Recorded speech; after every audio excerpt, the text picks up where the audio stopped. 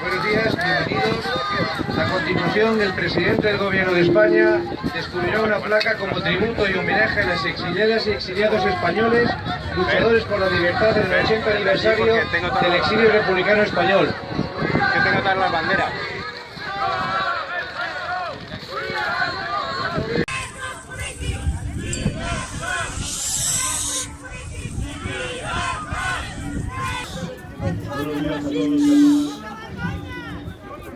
¡Callaros! Dijo que ¡España es la plaga fascista! ¡Conquista! ¡Callaros!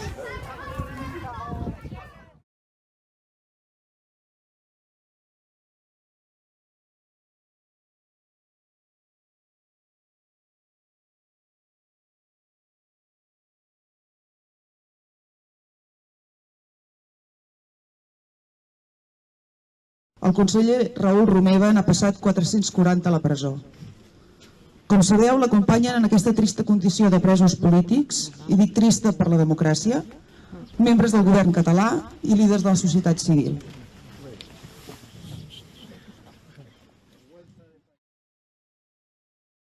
Cualquier actuación o cualquier expresión de exclusión creo que choca frontalmente con los valores de este campo de exterminio.